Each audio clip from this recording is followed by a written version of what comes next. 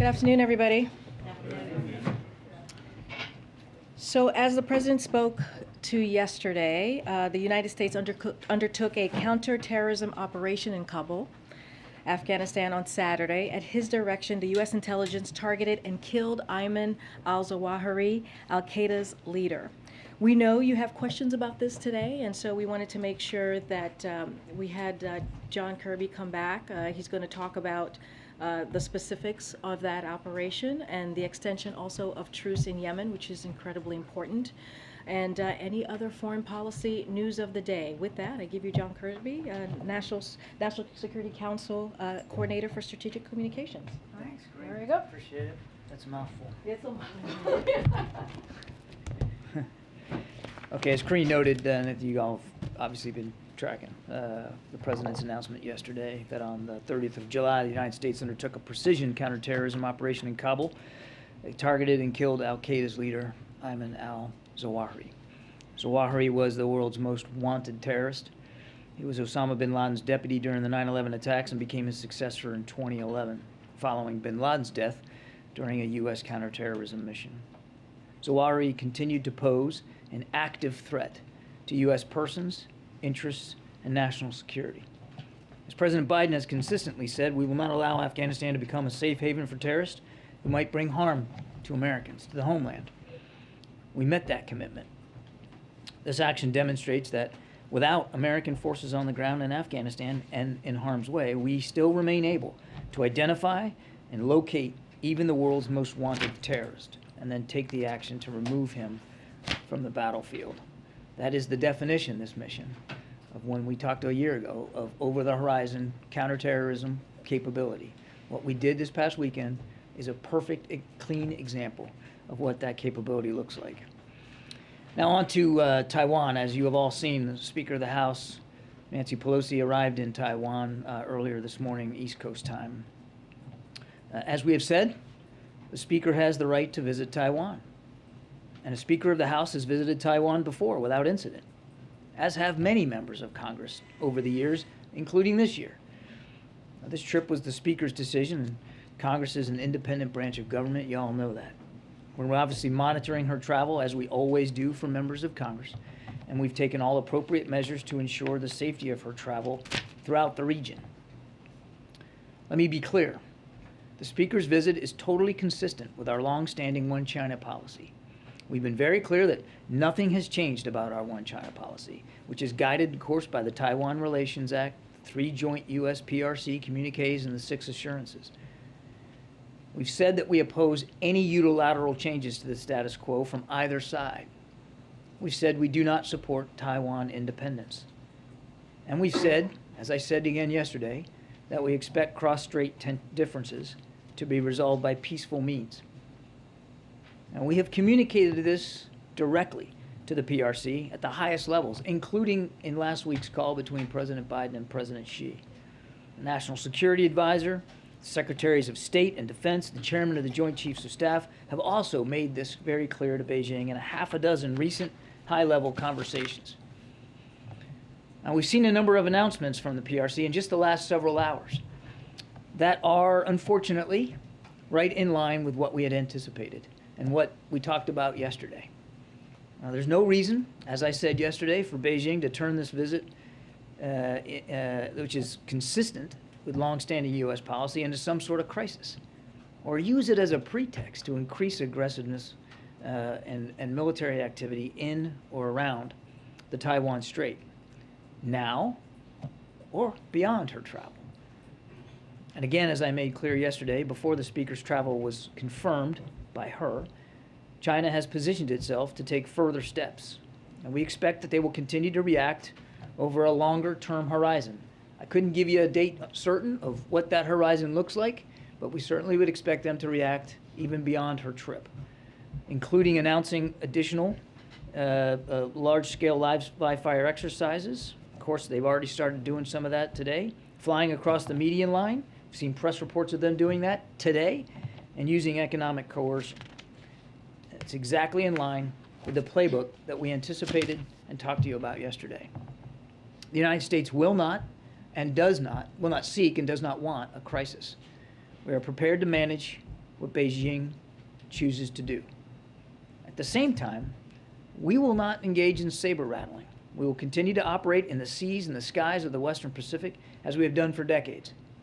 We will continue to support Taiwan, defend a free and open Indo-Pacific, and seek to maintain communication with Beijing. We will keep doing what we are doing, which is supporting cross-strait peace and stability. And then just real quick, lastly, Karine hinted at this at the top. The President welcomes today's announcement of an extension of the truce in the Yemen conflict. The truce in Yemen, of course, was a key agenda item during the President's visit to Saudi Arabia, where he met with the King and the Crown Prince, and with leaders from across the region.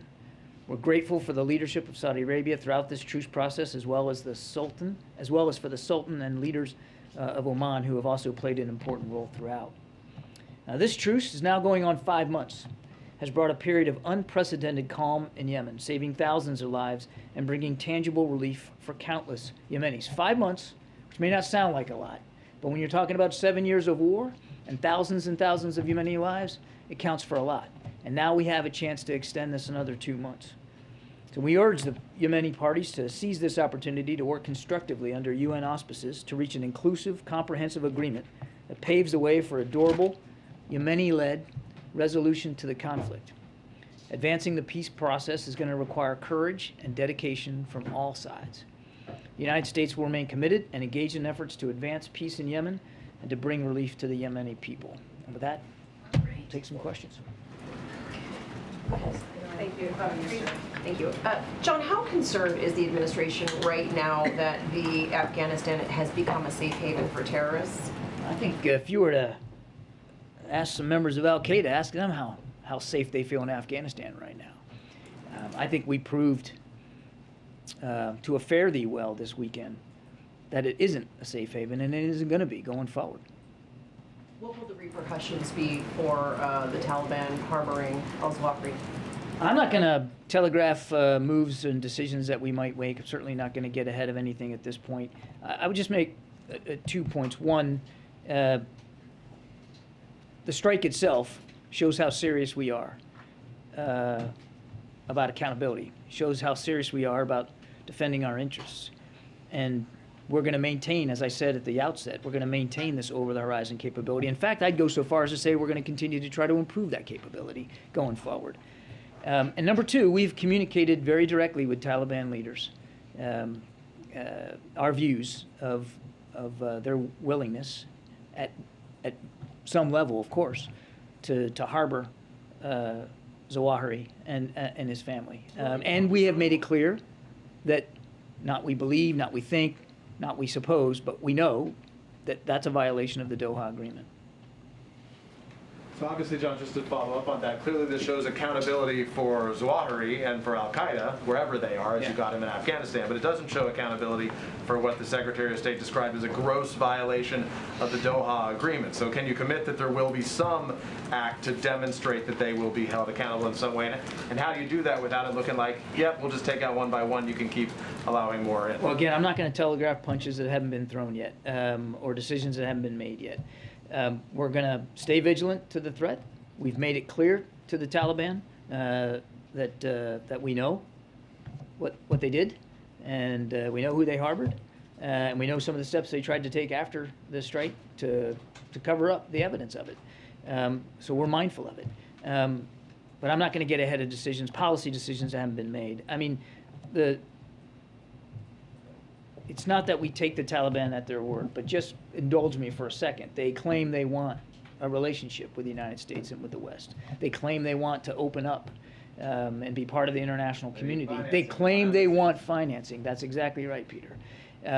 So if that's true, if that's what they really want, then it would behoove them to pay close attention to what we just did over the weekend and to meet their agreements under the Doha Agreement. Without identifying them, how many other al-Qaeda individuals or leaders do you assess are presently living in Afghanistan? I'm not going to get into intelligence matters, Peter. We said even before we left Afghanistan last August that we knew al-Qaeda was present in Afghanistan in relatively small numbers, and we know that there are still some al-Qaeda fighters in Afghanistan. I would, again, without getting into classified information here, I would say the number's not very large. And that's core Al-Qaeda. There are also offshoots like ISIS-K, which we know are very active in Afghanistan and right now. The other thing that I want to say, and I know rightly we're focused on Afghanistan, but again, I want to take you back in time a little bit to about a year ago when we talked about this threat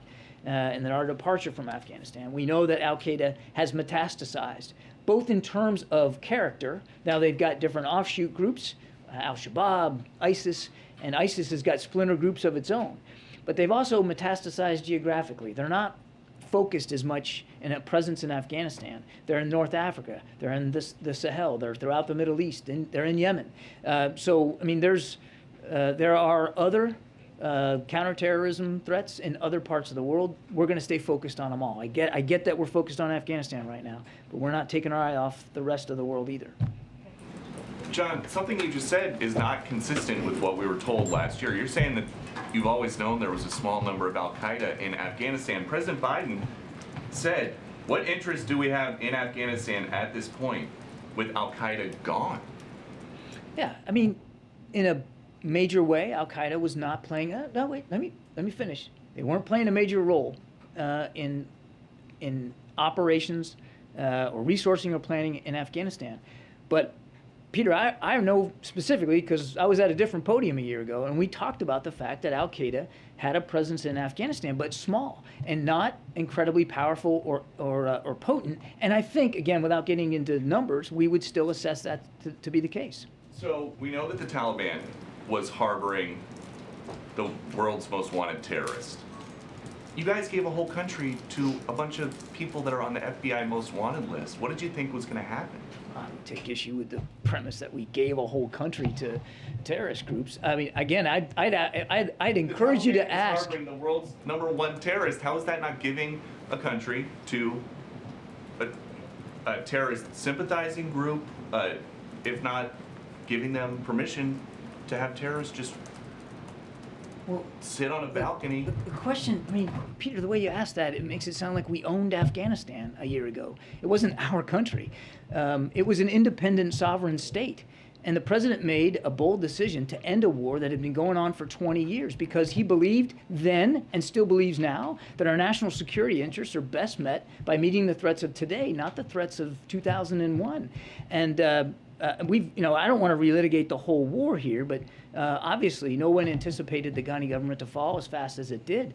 But we said at the time that as we depart Afghanistan, we're going to keep vigilant. We're going to stay ready, and we're not going to let Afghanistan become a safe haven for terrorists who threaten our homeland. And this past weekend, we proved that case precisely. But so now that you know that the Taliban is not living up to the part of the deal that they made with the U.S. to not let Afghanistan be a place that terrorists feel like they can be safe, what are you going to do about it?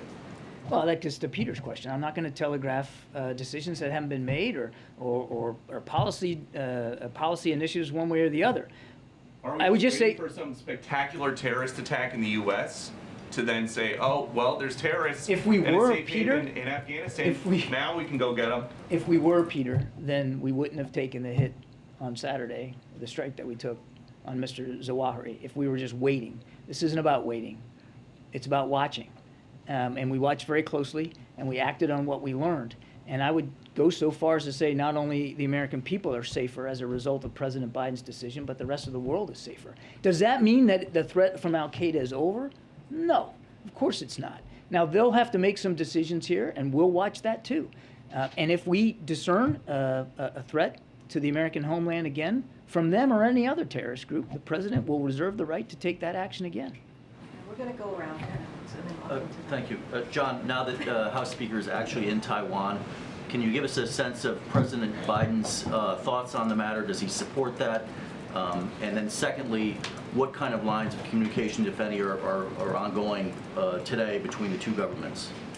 Well, I mean, you have the Speaker of the House that's in Taipei right now. Of course, she's going to be meeting with government leaders. We have stayed in touch with our Taiwan counterparts, of course, and we've stayed in touch with Speaker Pelosi's staff as she has progressed through this trip. Just to clarify, I meant with Beijing. I don't have any specific good conversations with PRC leaders to speak to today, but we, as you know, we have an ambassador there, we have an embassy. I mean, we are in routine communication with leaders in Beijing, but I refer you to the State Department for anything that they might or might not have communicated. And then about President Biden, does he Oh, look, support this? I said this yesterday. The president, as a former senator, fully respects the right and the prerogative, frankly, the responsibility of members of Congress to include the Speaker of the House to travel overseas. That's a different question, or that's a different response than does he support her going? He respects the Speaker's decision to travel to Taiwan. Okay, Courtney in the back. Thanks. I wanted to ask about Ukraine, specifically the refugee situation. The president had committed to accepting 100,000 refugees from Ukraine, and I know that whole idea is that they would stay here temporarily for 2 years. Is the expectation that, or is that still the U.S. view that they should be here for 2 years, or would the president consider extending that, given that the war is ongoing and you don't know when people may or may not be able to return home? I don't have any policy changes to speak to today, so I mean, I can happily take that question or refer you to the State Department, but I don't know of any changes to the essential decision by the president to provide a place for Ukrainian refugees to come, even if it is just temporarily. I mean, what we've seen over the course of now almost 6 months of war is that a lot of Ukrainians who left in the early weeks are going back for various reasons. And in the early weeks of the war, we were seeing families cross the border, and then either the mom or the dad or both would drop the kids off with somebody and go right back in. So there's a strong desire by Ukrainians to be in their homeland, to be in their country, and we respect that. Would you have to ask Congress for the ability for them to stay longer? I won't get ahead of policy decisions that haven't been made yet. I mean, our commitment to supporting Ukraine has not changed. There's been no change to the president's commitment in this regard in terms of welcoming refugees, but I just don't have any changes for you today. Thank you. Mr. Kirby has already killed more than 200 people in Tanzania and in Kenya in 1998. And right now, even though the U.S. compensated U.S. citizens who were victims of those bombings, the people in Kenya and Tanzania, they've received nothing. What message do you have for them now that you've killed? Yeah, I'd say the same thing I told Mr. Ducey here, that this is not just a good day for the United States of America, it's a good day for the world. Yeah, but I'm saying that the families of the victims of those bombings were not compensated by the U.S. What message do you have? I don't have any compensation policies here to speak to. Again, Mr. Zawahiri's death is good for everybody around the world. He was a killer, and it's a good thing that he's no longer walking the face of the earth. It also means that we're going to have to stay vigilant to this threat going forward. So you say that the lives of Kenyan and Tanzanian don't really matter? Wow, I got to take issue with that. I did not say that, and I don't even know where you came from on that one. Of course, all lives matter. I didn't say that. I didn't say that, sir. And I really, really take exception to the tone and the implication in that question. Of course, their lives matter. Every life matters, particularly a life taken so violently as by the hands of a terrorist. If those lives didn't matter, sir, we wouldn't have taken the action that we took this weekend. And if those lives didn't matter, sir, we wouldn't be staying vigilant to the threat going forward, which we will do. John, on Taiwan? Two Nancy's. Oh my gosh. But all the Nancy's. Nancy squared. Second row, Nancy. John, was anything you saw today from China's response a surprise? I know that there were the drills and missile tests that Beijing announced that they would conduct. Was that what they've been warning about in private to the White House? I'm not going to talk about private discussions. What I would tell you is that what we've seen thus far, and she just arrived, is consistent with the playbook that we expected them to run, and we'll just keep watching it. It's one of the reasons why I came out here yesterday to sort of lay some of that out for you. So what we've seen so far, been pretty consistent. And is the president planning to speak with Speaker Pelosi after she leaves Taiwan, or when she gets back here to get a readout or a sense of that trip? I don't have any conversations that I could announce or speak to. Obviously, if he does have a conversation like that, I'm sure Karine would let you know. When it comes to Taiwan, it appears the retaliation has already begun.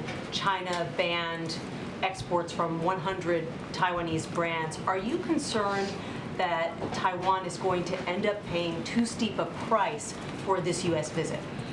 There's no reason for that to happen, Nancy. As we said today and yesterday, no reason for China to take what is a perfectly legitimate and consistent travel by the Speaker of the House and turn it into some pretext for amping up the tensions or creating some sort of crisis or conflict. There's just simply no reason for that.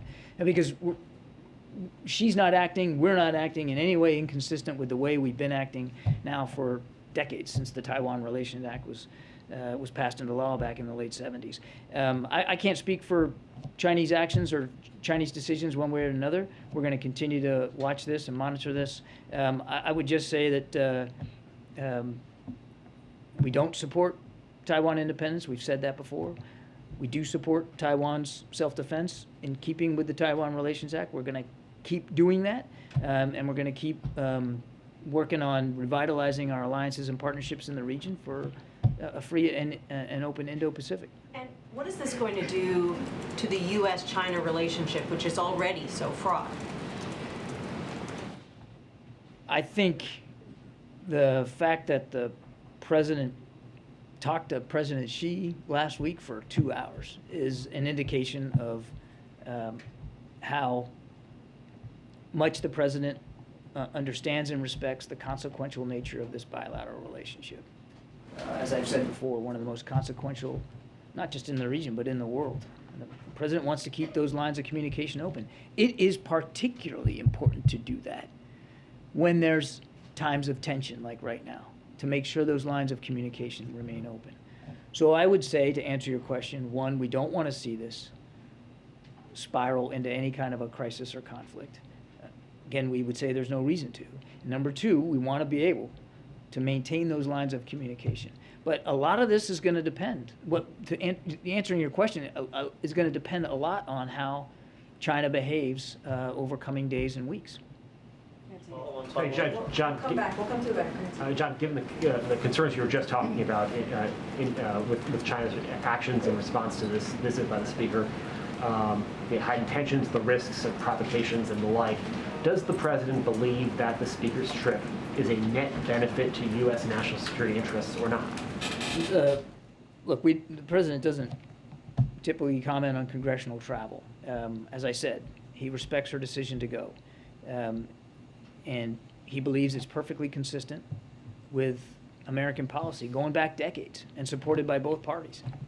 But does he believe it hurts U.S. foreign policy interests in the region? The President has already seen that Speaker Pelosi has already accomplished some important conversations on this trip with respect to foreign policy, with her stop in Singapore and Kuala Lumpur. And then, she's already announced she's moving on to Japan and South Korea, two of our treaty allies in the Pacific. So he welcomes her conversations. He welcomes her contributions to American foreign policy and our foreign policy objectives overseas. But, the trip's not even over yet. So I think we ought to give the Speaker a chance to talk about what she did, what she learned, and what she took away from this trip when she gets back. And then just back to the Zawahiri strike.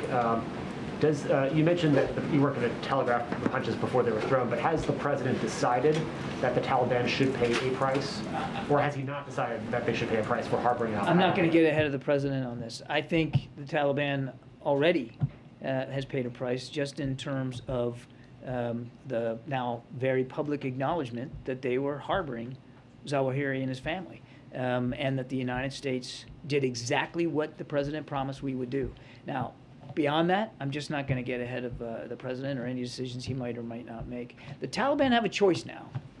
Well, they always did, but they certainly have a new choice.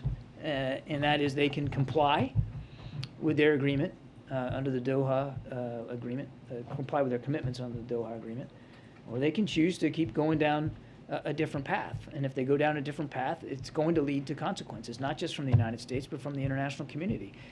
This is a this is a group that says they want to govern, that they want legitimacy, that they want financing, that they want international support. And if that's true, then one would hope that they would behave in a manner consistent with those goals.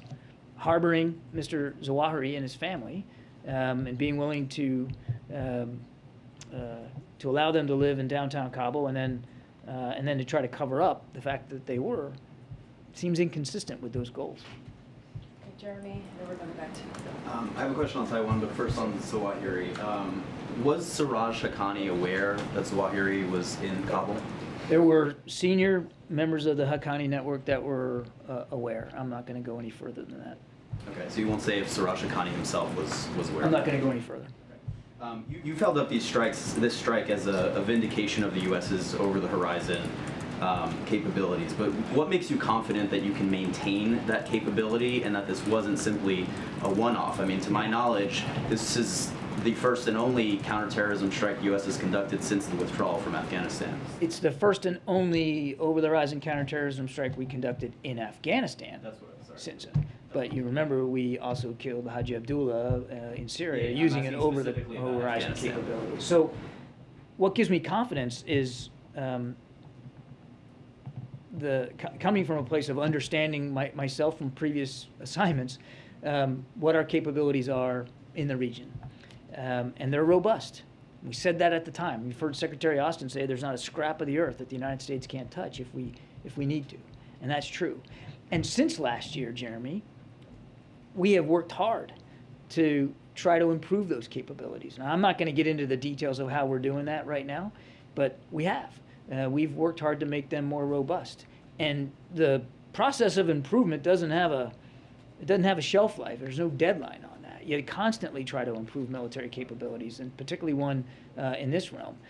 So, I mean, we can expect Al-Qaeda is probably going to behave a little differently now. So we're going to have to be mindful of that. So we're always going to be working to get better at it. And are you going to limit those efforts to targeting only the highest of value targets in Afghanistan? The president, I think, laid it out very clearly back then and then yesterday, that we're going to make sure that Afghanistan cannot become a safe haven for terrorists who want to attack or plotting to attack the United States of America and our interests. And then very quickly on Taiwan, what is the U.S. doing to prepare for any further Chinese action and particularly any military repercussions for Taiwan from China? Are we seeing any force posture changes in the region and anything else that the U.S. is doing to help Taiwan? I think you can understand I'm not going to talk about force posture or military movements one way or the other. Maybe from a different podium? Yeah, nice try. No, I'm not going to do that. We take our security commitments in the region broadly very, very seriously. We have robust military capability, obviously available to meet those commitments. We're going to watch what happens here as closely as we can. The only thing that I will say, as I said at the top, is that we're going to make sure that Speaker Pelosi's trip, the whole trip, is safe and secure for her. Thank you. As you mentioned, we're seeing some pretty provocative stuff, unfortunately, from China, whether that's canceling food exports or planned military exercises. I'm wondering, given these developments, does the White House believe that it would have been better that news of Speaker Pelosi's proposed trip had not leaked last month? Would it have been better if this remained secret until she was on the ground? Look, it's hard to speak to leaks in this town and what effect they. I mean, you're asking me to sort of go back in time and sort of disprove a negative here. Look, the leak was certainly unfortunate. Wherever it came from, it was unfortunate because the speaker, as we have said, Karine has said, and I have said, should be able to talk to her travel in her own terms. And you know, when she landed, she announced she was there.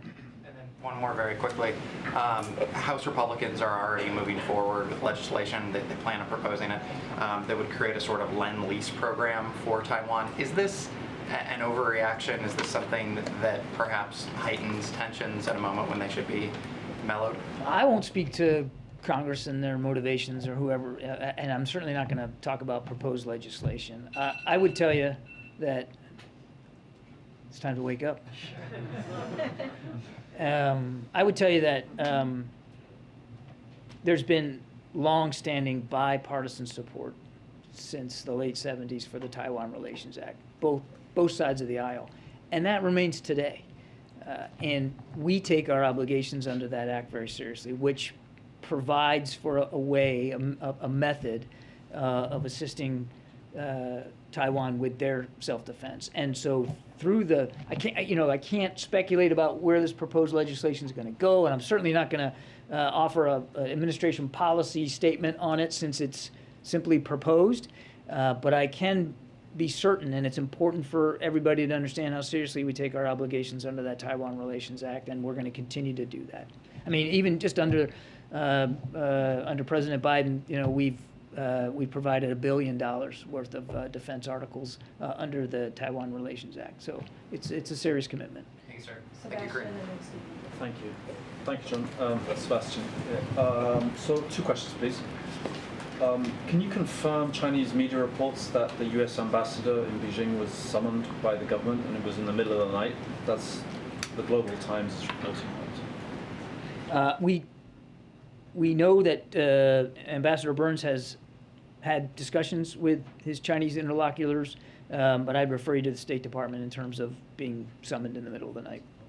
And the other one, there was an interesting nugget in the middle of a latest Thomas Friedman column, which was ostensibly all about Taiwan, but he then mentions Ukraine. And there was an intriguing couple of paragraphs in there where he's supposedly quoting people from inside the administration telling him that, I can't remember the exact words, but it was essentially that there's less trust in Volodymyr Zelensky than is being reported, and that there's actually, I've got it right here. There is deep mistrust between the White House and President Volodymyr Zelensky.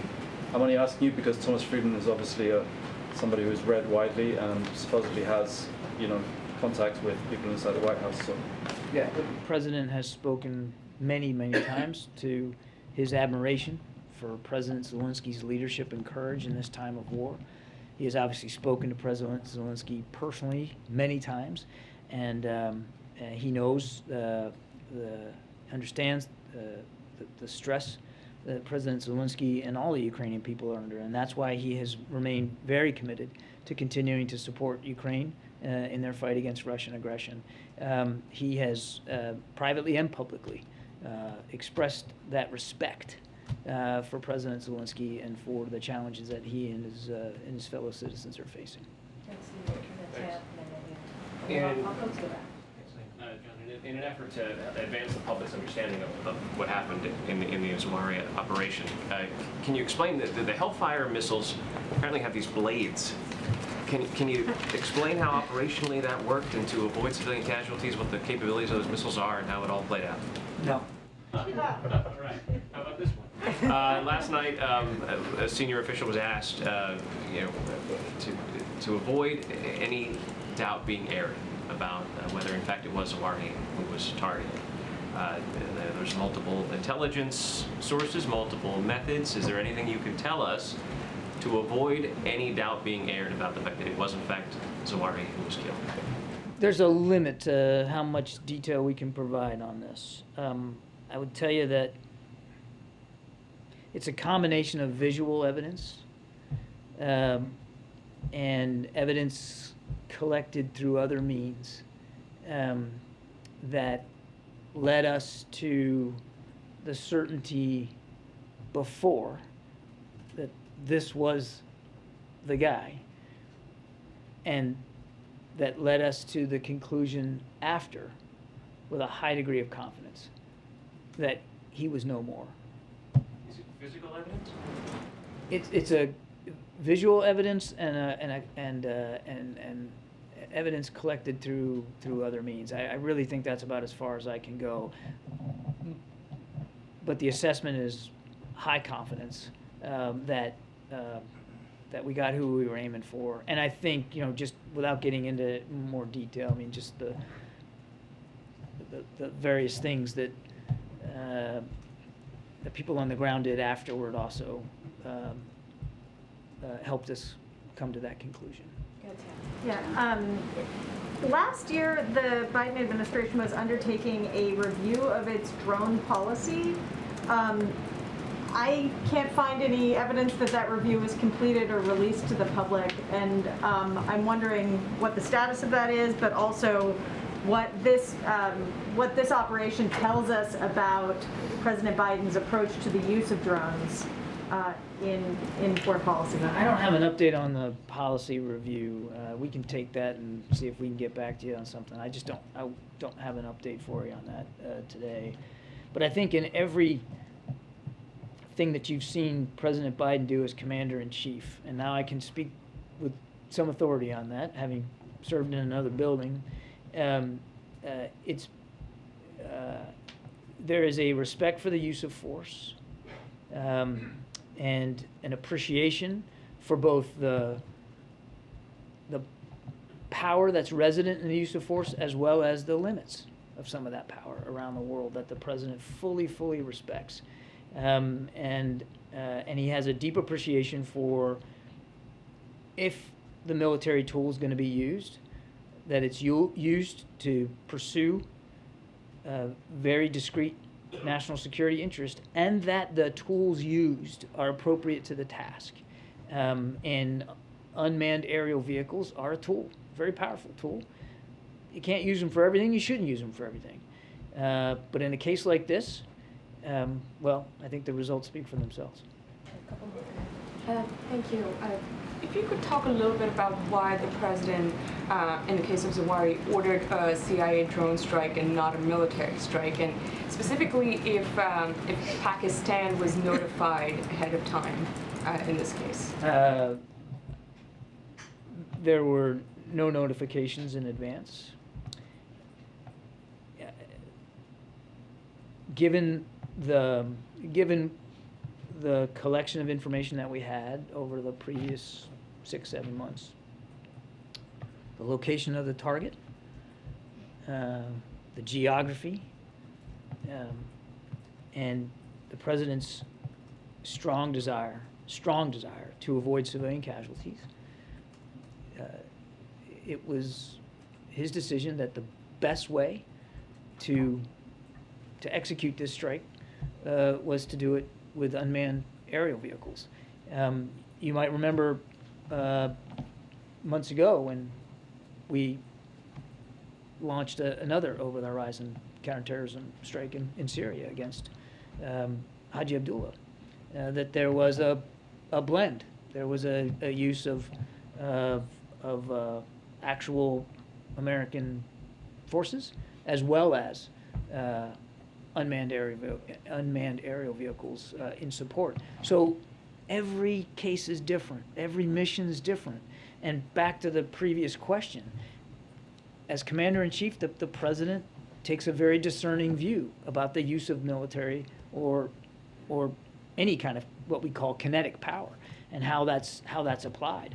I'm not going to, again, speak to the units here or what personnel were involved in this, but this was done only with UAVs, and again, it was a result of a very careful, thoughtful, deliberate, I would say almost painstaking decision-making process led by the president and his national security team to make sure that the target was valid and that the tools to go after that target were the best ones. And again, I say the results speak for themselves. Zawahiri's gone, and nobody in his family got hurt. Then you're saying this had nothing to do with sort of having any kind of plausible deniability if the mission were to not succeed? I mean, was that even part of the calculation here? No. And a quick question on the speaker's trip to Taiwan. I mean, I know you're saying everything China has done was largely sort of anticipated, but from all the reactions you have seen so far, are there any that have caused, are cause of concern for this administration? Look, I think just broadly speaking, it's concerning to see them react in the way they've reacted. There's no need for that. There's no justification to turn this into a crisis. So it's unfortunate that they have already chosen to act in ways we kind of predicted that they would. We would again remind leaders in Beijing that there's nothing unprecedented about this trip. I heard a Chinese spokesman earlier today was saying that it violates their sovereignty. There's no violation of sovereignty. The speaker going is perfectly consistent with other members of Congress going, as I said, including this year. So there's just no reason to amp this up. And we're not going to participate in that. As I said at the outset, we're not going to do saber rattling. We're simply going to do what we have to do to make sure that her trip is safe and secure, and that we can meet our security commitments in the region writ broadly, and also to make sure that we can keep those lines of communication open, because it's important, again, particularly when things are tense. So how should we interpret that in that case, John? Just a quick follow-up, if I may. How should we interpret in that case, you know, the U.S. U.S. Navy parking warships to the east of Taiwan? How should we interpret, you know, the Chinese warplanes flying over the line, divvying up the Taiwan Strait? Well, as a former naval officer, I can assure you we do not park warships anywhere, but we deploy them as appropriate. And I'm not going to speak to individual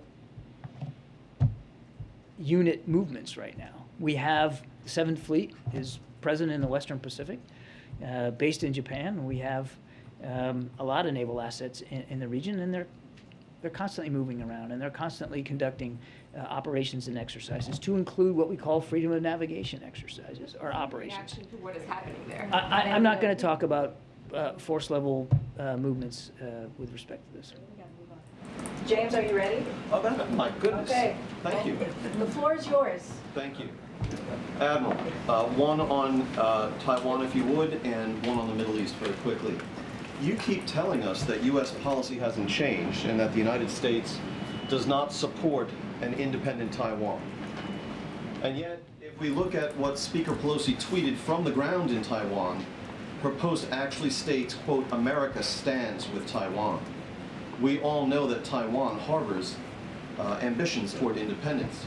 When the Speaker of the House says, "We stand with Taiwan, America stands with Taiwan," how can the Chinese construe that as anything else but that you're supporting independence?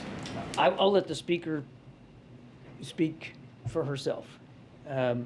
All I can tell you, James, is what I told you yesterday. And I'm happy to repeat it. Nothing has changed about our adherence to the One China policy. Nothing has changed about our stance on Taiwan independence, which is that we do not support Taiwan independence. And nothing has changed, James, about our commitments and how seriously we take those commitments under the Taiwan Relations Act. Everything is consistent, James. I can't say that any more clearly. So when she says America stands with Taiwan, is she misstating administration policy? You should talk to Speaker Pelosi about her comments. I'm not going to parse. I'm not saying that, James. I'm not going to speak for Speaker Pelosi. That's beyond my writ. I can speak for the administration when it comes to national security policy, and nothing has changed about our policy. On the Middle East, very quickly, is the Iranian Revolutionary Guard Corps presently engaged in the conduct or support of terror activity? I think I know where this is getting. No, I think I know where you're getting with this. Look, I think the president's been very, very clear. Is it yes or no? Are they or are they not conducting or supporting terror activity? The Iranian state is a state supporter of terrorism, and they support terrorist networks throughout the region. And when asked if he would be willing to lift the FTO designation of the IRGC as a function of the negotiations with Iran over the nuclear deal, the president said no. But are you able to say that IRGC supports terror operations? I think I've answered James, the question. We're moving on. We're going to do 3, you, and then. Which ones? Okay. We're going to do. You know who you're pointing at. I do not. I am so sorry. Then we're going to go to Ed, and then we're going to end with Okay. Tyler. How about me? Okay, Brittany Griner's trial in Russia resumed earlier today.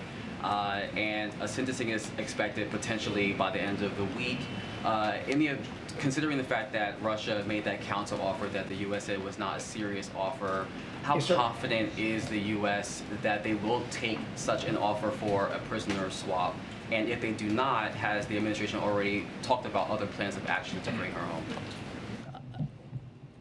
Obviously, we're not going to negotiate this thing in public, and I do appreciate the question, but we've made a serious proposal, made a serious offer, and we urge the Russians to take that offer because it was done with sincerity, and we know we can back it up. But I don't think it's helpful for Paul or for Brittany, for us from the podium to get into a back and forth with the Russians over what the negotiations might or might not look like going forward. Bottom line is, we want to see Brittany and Paul come home to their families where they belong, and the president takes that responsibility seriously, and so seriously, in fact, that an offer has been made, a proposal has been put forth to affect that outcome, and we urge the Russians to take it. And one follow-up, I spoke to Reverend William Barber of the Poor People's Campaign, and he said something that Reverend Al Sharpton has said, that a group of diverse religious leaders would like to take a delegation trip to Russia if such negotiations do not work, to bring Brittany home, to make some type of moral, compassionate, humanitarian, compelling argument to bring her home. Would the U.S. support a delegation trip if your negotiations were unsuccessful? Yeah, I don't want to speculate on a hypothetical here. I would just tell you that we are working hard, government to government, to get Paul and Brittany home.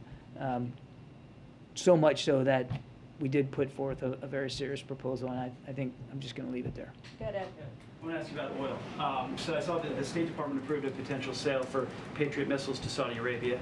The trip last month from the president between the king and the prince happened. So tomorrow OPEC decides to increase production or not. How confident are you that the Saudis will push OPEC to increase production? I won't get ahead of the Saudis or OPEC. I think you can understand I wouldn't speak to that. We had good discussions with them on the president's trip to include productive discussions on energy security. But look, this is a decision that OPEC has to make, and I wouldn't want to get ahead of that. Regardless. But do you expect the Saudis to? I mean, we're giving them weapons now. We have the meeting between the king and the president. Do you expect them to help us Yeah, the out? question kind of presupposes there's some sort of a quid pro quo here, and that's just not the case. We provide defense articles like Patriots, sell those to Saudi Arabia because they have a legitimate need for air defense. In fact, one of the things they discussed on this trip was the potential or possibility for some sort of integrated air and missile defense throughout the region, and the Patriot batteries would contribute to that. And yes, he met with the king and the Crown Prince and his leadership team, as well as all the leaders of the GCC +3 when he was out there, because there's a range of issues to talk about. Energy security was on the agenda, but it wasn't the only agenda. I'm not going to speculate on about what OPEC might or might not do, but I do want to just get back to one point, and that is how seriously the president takes the issue of supply in the energy market out there. And he has worked domestically to improve and increase that supply by releasing 1 million barrels a day all the way. This will take us all the way through October. That's nothing to sneeze at. That has actually helped stabilize the oil market. And OPEC, as Karine has told you, just this summer has increased by 50% their production for July and August already. And that has helped stabilize the market. And you're seeing the price now coming down, depending on which variant you want to look at. It's either $93 a barrel or it's $99. Either way, it's come down here in recent days. That's all good. That's all goodness for the market, because more supply means more stability, and it helps depressurize the prices, which then will get hopefully translated down to the pump. So the president's working hard here at home, increasing the numbers of permits that are out there, and he's certainly working hard on the world stage with world leaders to try to, again, help stabilize that market. Okay, we're going to take Tyler, and then the foreign pooler. We should take him as well since you're here. But Tyler, go ahead. John, just a quick question. Did the president alert former President Obama or Bush or Trump after the strike before he informed the public. President Obama did so when the U.S. killed Osama bin Laden. I'm wondering if there's any communication between the current president and his predecessors in the last. Tyler, I don't have. I'd have to go back and check. I don't know if there was outreach to former commanders in chief after the fact. There was no notifications to anybody before the strike. Lila, you have the last. Yes, thank you. Do you believe that Afghanistan is now emerging as a safe haven for terrorists? No. Because we've made it clear that that we're not going to allow that to happen. Now, I want to also be clear, Khalid, that doesn't mean that there aren't going to be terrorists in Afghanistan. And we never said when we left that Afghanistan would never have a terrorist on their soil. What we said was the Taliban agreed to not allow Afghanistan to become a safe haven for terrorists, particularly terrorists that would attack the United States. That was part of the agreement. And what the president said was he's not going to allow that, regardless of whether the Taliban meet their commitment. And he said that back then. We're not going to just take them at their word. We're going to watch ourselves. We're going to be vigilant. And we're not going to allow Afghanistan to become a safe haven for terrorists that can attack the homeland. You shouldn't take away from the strike that every single terrorist, whether they're card carrying or not, is going to be the victim of an airstrike by the United States or anybody else. But if we have credible evidence that a terrorist operating in Afghanistan or anywhere else, and as I said earlier, the threat has metastasized well beyond Afghanistan, the president will take action to defend this country and the American people. Secondly, to what extent the Chinese actions last 1 week is impacting peace and stability in the neighborhood? I'm sorry, can you say that? To what extent the Chinese actions is impacting the peace and stability in the Indo-Pacific region? Well, it's certainly not helping. These actions that they've taken in just the last hours and days, certainly not helping to increase stability and security. And again, as I said in my opening statement, we're invested in that peace and security and that stability. And we're not going to be saber-rattling, and we're not going to do anything to increase the tensions. We'd like to see the tensions come down. We'd like to see the lines of communication with Beijing stay open. And again, we reiterate, there's no reason, just no justification whatsoever for the tensions to amp up any more than they already are. Okay? Thanks, everybody. Thank you. Thanks for the time. Really appreciate it. Thank you. Thanks, guys. Thanks for the time, John. Appreciate it. Okay. Now for the boring part of the news. Okay, so today HHS released a new report showing that the lowest number of Americans in history are uninsured. Today, just 8%. This progress did not happen by accident. More than 35 million Americans are enrolled in Affordable Care Act-related coverage. The highest total on record. That includes 21 million people who are enrolled in ACA's expansion of Medicaid, and 5 million more people have gained health insurance coverage since the beginning of the Biden-Harris administration, in large part because of the improvements to the ACA in the American Rescue Plan. In order to keep this progress moving forward, Congress should pass the Inflation Reduction Act, which will lock in an average of $800 per year savings in health insurance premiums for 13 million Americans and prevent 3 million Americans from becoming uninsured. Today, President Biden, as you all saw for yourselves earlier, joined Governor Gretchen Whitmer, members of the Michigan congressional delegation, and business and labor leaders to mark the signing of the governor's executive direction to implement the CHIPS and Science Act of 2022. This is just the first example of the federal-state partnership that will launch across the country as states leverage its once-in-a-century investment in their own states to bring in new projects and to create the project jobs.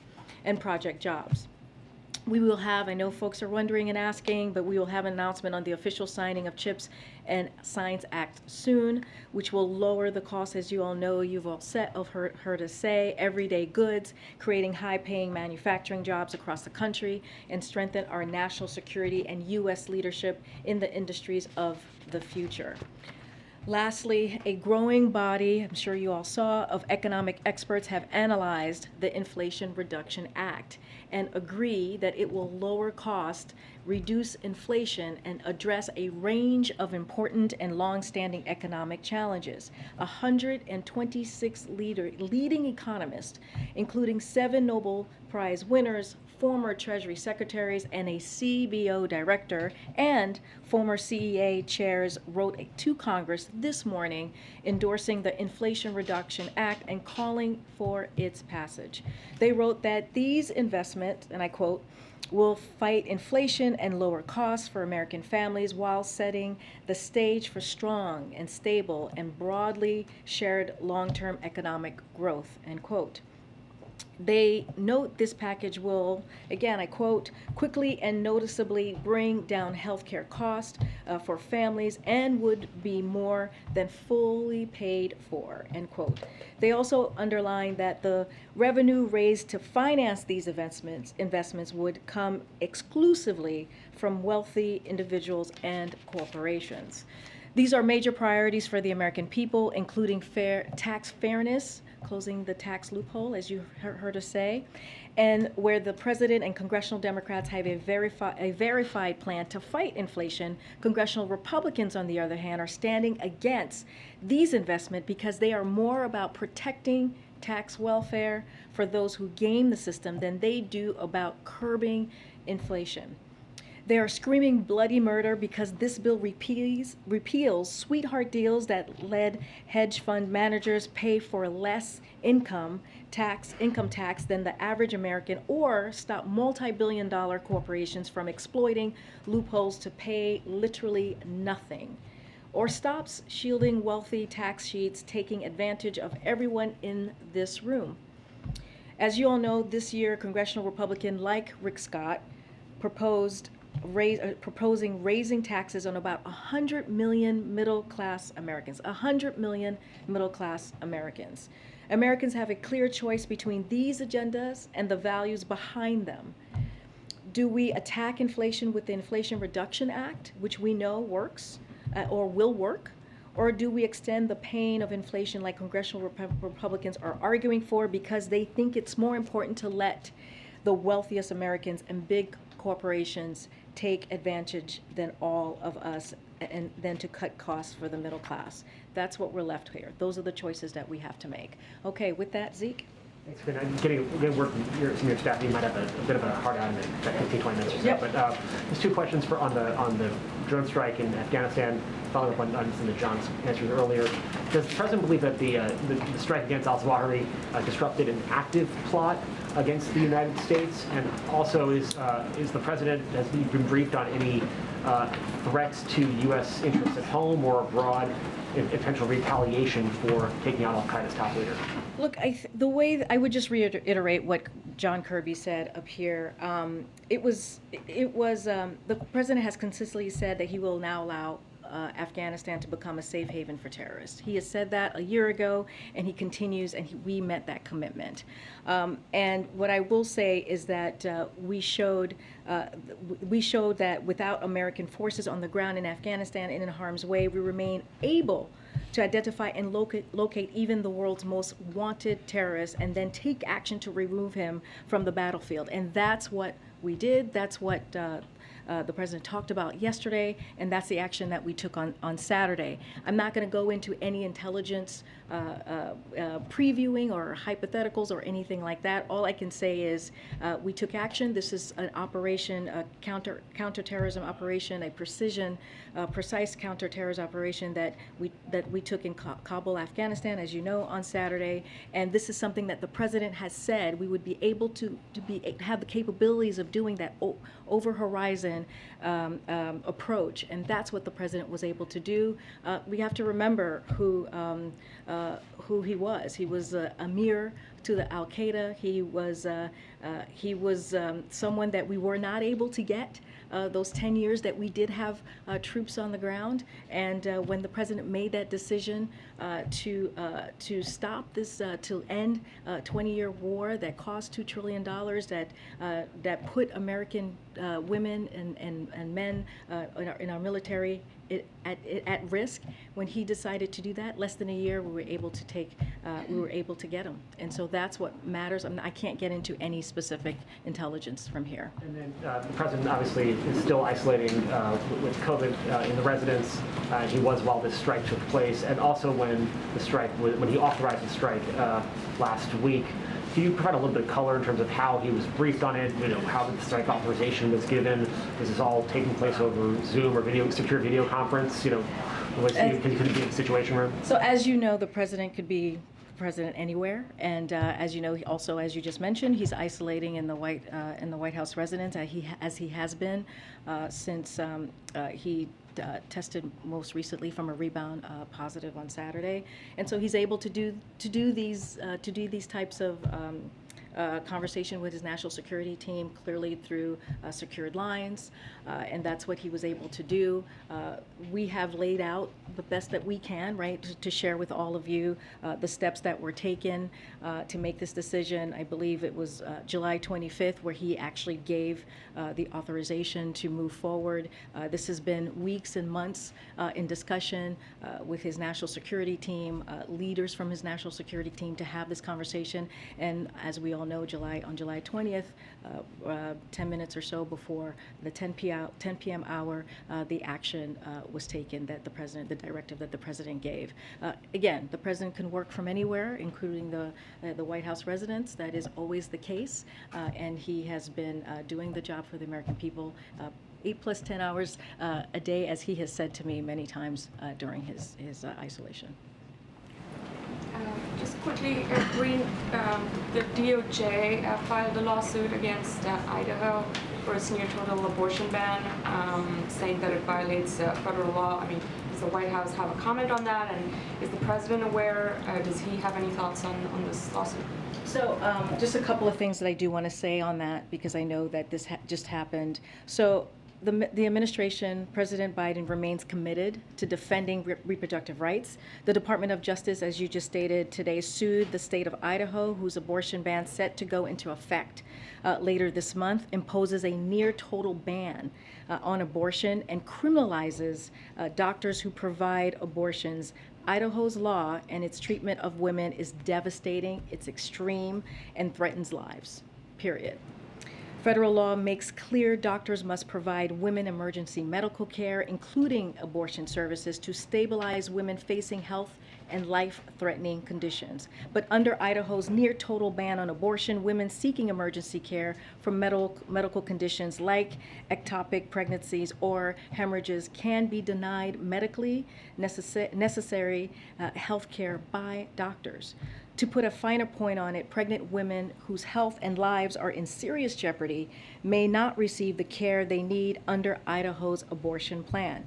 President Biden has said many times that the only way to fully secure a woman's right to choose is for Congress to take action to restore protections that Roe had given women for almost 50 years before the extreme decision was made at the Supreme Court just over a month ago.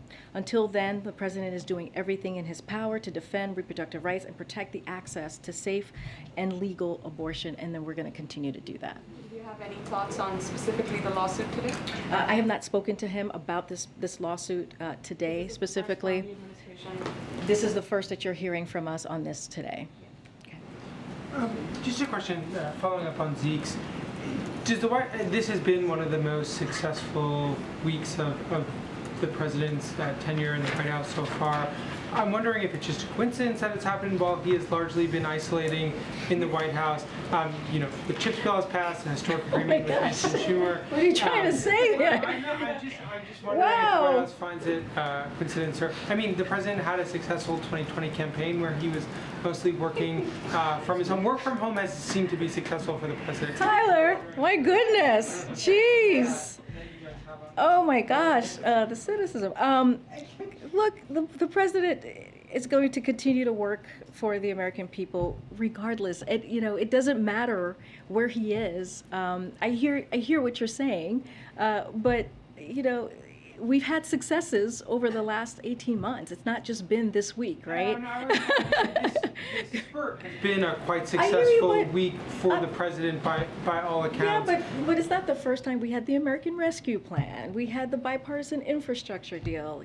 We've had other successes in this White House. And so,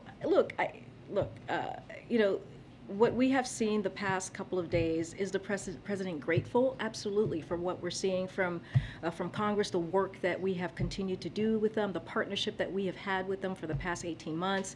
When you look at the Inflation Reduction Act, that's something that we have been working so hard for, that talking about during the campaign, that is like a down payment from what he was talking about from 2019 that we're now seeing moving forward, and we are grateful for that, and so we're going to the CHIPS Act, as you just mentioned. He did an event with the governor of Michigan, and that's going to be something that we'll see more on, those type of events with state local officials.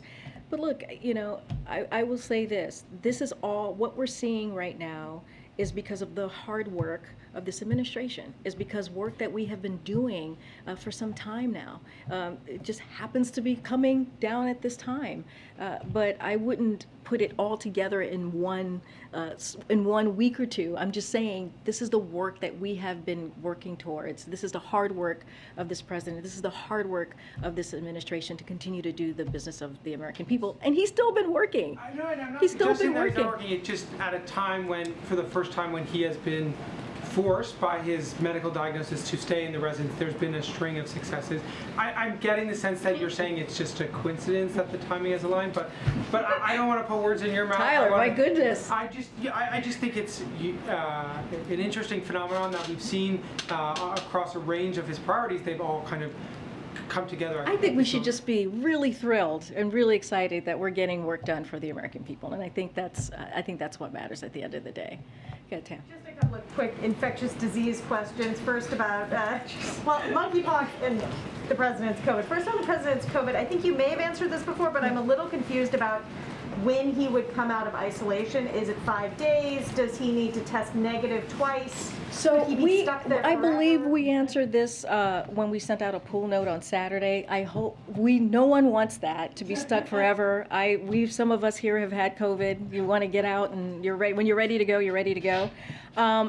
We sent a pool note out. We're going to follow CDC guidance on that. I believe it's 5 days of isolation, and then clearly with the test, a negative test. We're going to continue to share with all of you what his personal physician is sharing with us on his condition. You guys got an update on he's doing fine, he's doing well, and he's ready to just continue to work, but work in person and not from the White House residence. So that's going to continue. And then the other question is about monkeypox. The access to vaccines and treatments has been pretty uneven at this point, with patients and their doctors kind of muddling through and trying to figure it out. And we're wondering what the new monkeypox response coordinators will be able to do to improve this situation, or what they're being tasked with. So they were both lead, Mr. Fenton and Dr. Dasakalakis will lead the federal response to the monkeypox virus, as you just mentioned. They're going to be coordinating efforts with HHS, DHS, and other federal agency and teams. This is not the first time, clearly, that we have done this. We have, you guys got to know Dr. Jha for a couple of days with me up here at the podium during the president's first bout with COVID. And so we've done this before, and so this is not new. Each federal agency will continue to play an important role in the response. The monkeypox response effort will be the best able to coordinate across the federal entities, listen to the needs of communities, and ensure timely follow-up. Secretary Becerra, Dr. Walensky are playing their critical roles in the monkeypox response to date, ensuring that federal government can be responsive to testing, treatment, and vaccine needs of communities and nationwide. One of the things that I did want to lay out about their specific expertise, operational expertise, that's really important as we think about the coordinator and the deputy coordinator, is that they have over 4 decades of experience in emergency response and manageable national and global public health issues such as COVID-19 emergency response, HIV prevention, and other disease control and urgent national crises. And as we talk about equity and being and expanding equitability, this is something that they have experience in, and they will be working through as well. And look, you know, we have about 1.1 million vaccines that are available across the country. We are procuring another 5.5 million doses. And so this is what we're ramping up, working on, having a comprehensive response to monkeypox. Another thing that we need to do and that we're doing is making sure that we have the testing out there. I talked about yesterday how we have the capacity of we've met the testing capacity of 80,000 tests around across the country, and outreach. So those are the things that we will continue to do. We always know there's more work to be done. And so one of the reasons that we had made sure that we announced the coordinator for monkeypox. Okay. Thanks, Karine. On the Inflation Reduction Act, is the primary aim of this legislation to reduce inflation or to fight climate change and reform the prescription drug pricing system? I think all of it. I don't think it's, I think we, you know, one of the things that the president has talked about, you've heard us talk about, is one of his economic priority is to lower costs, which is fight inflation. We see it in the name, Inflation Reduction Act, and we have heard, I just listed out 126 economists who agree with us that is going to lower inflation, and which is incredibly important. But we can't forget the historic investment to climate change, right? To fight the climate crisis, which is something that the president has been doing from day one. He's taken bold actions. He wants to make sure that we lower those energy costs for families, all connected. I think they're all connected. You think about the pharmaceutical drugs. This is also historic, as many you know, Democrats, including this president, has been fighting for a very long time to make sure that Medicare can indeed be able to negotiate and lower costs for our seniors.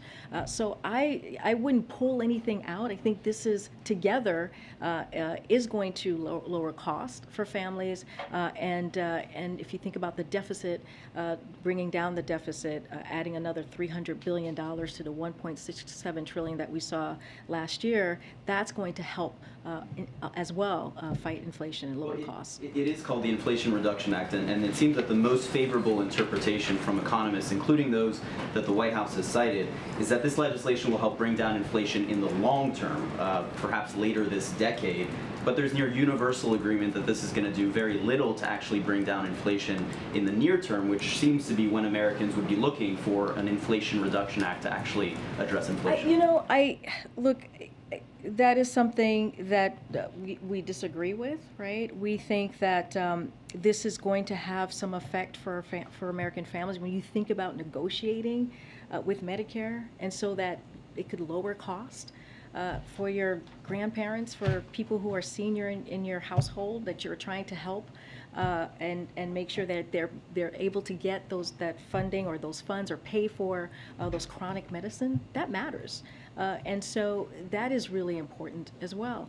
There's going to be rebates for families so that they're able, as it relates to energy cost, it's going to matter as well. Those are huge. Those are incredibly big for families just across the board, especially in the middle class. And you know, you think about congressional Republicans and their plan, it's the complete opposite. They are not interested in lowering costs. If they were, this is it. This is the bill that exists in the House right now, in Congress, I should say, in the Senate at the moment, that could do that. and they don't want to jump on board to help us lower costs for families. But do you have any evidence that this is going to lower inflation in the short term? Look, I just listed out 126 top economists who said that it's going to do that. I have They didn't a say in the quote. short term, they just said general. Well, I'm just saying that it is a step forward. We do believe that if you lower cost for Americans, that matters. That is incredibly important because when you think about inflation, right, you think about how it's increasing prices. Right? People are paying more for gas prices, and we saw the work that we have done in this administration for the past almost 7 weeks. Right? We have seen gas prices go down, saving families like $80 a month if you have a two-car household. That matters. If you think about prescription drugs going down, bringing down the cost, that matters. That is connected to what the pain, the inflation that of American families are talking about. And when you talk about lowering the deficit, this is what this will do. That matters as well. And so, you know, we believe it is, if you look at the name of the legislation, Inflation Reduction Act, it's going to do that. We have support of economists who say it's going to do that as well. And so we are grateful for this piece of legislation, and you know, we hope it gets to the president's desk as soon as possible. Very quickly on Saudi Arabia, the State Department today approved the sale of these 300 Patriot missiles. It was announced the same day as the extension of this truce in Yemen. Were those two things connected? I don't have anything to share on that. I'm going to move on, though. Go ahead. Thanks, Karine. We heard John Kirby say today that the threat from al-Qaeda is not over, but can you talk about how big of an operational impact on al-Qaeda this strike on the Zawahiri will have? I'm not going to go beyond to what John Kirby said today. Hey, Karine, yeah, so on the Inflation Reduction Act, so there's a corporate tax increase to a minimum of 15%. How confident is the president that the companies will not pass that cost on to people in the form of higher prices? Look, the reason why we talk about we think the global minimum tax of 15 is, or the corporate minimum tax of 15 is so important, is because you have 55 companies, corporate companies right now who pay absolutely nothing, who pay $0, and by doing this, we are fixing the tax loophole. It is important to do that. It is important to have a fairer tax system. And it is important to just for people to pay their fair share. We're talking about tens of billions of dollars of profit that we are seeing these companies bring in. And not paying a cent, not paying anything for it. I cannot speak to your question that you're asking me. I cannot speak to that. What I can speak is to this legislation and why it's so important and why we need to get it done. And there should be bipartisan support for this legislation. There should be. When you think about Medicare, when you think about energy costs, when you think about the deficit, lowering that deficit, continuing to do that, and just making sure the tax code is fair. It's like people are paying their taxes. There's nothing here that we should be against. We should be supporting this legislation and delivering for middle-class families. Go ahead. Thank you. Later this month, India will be celebrating 75th Independence Day. It's the world's largest democracy. It has done a lot in the last 75 years. As the president of the world's oldest democracy, does the president have a message to the people of India or the Indian Americans as well? So we congratulate the people of India on 75 years of independence. India's nonviolent freedom struggle was an inspiration to the world, and we hope that the next 75 years see India continue to prosper. This year, the United States and India also celebrate 75 years of diplomatic relations. As the world's oldest democracy and the world's largest democracy, respectively, we will continue to work together every day to deliver opportunity, security, freedom, and dignity to our peoples. We are partners in many important areas, including defense, vaccines, climate, tech, and our ever-growing people-to-people connections. The United States will continue to work with India to advance a free and open Indo-Pacific and address the challenges both our countries face around the world. All right. Okay. Anything? All right. Thank you, guys. Thank you.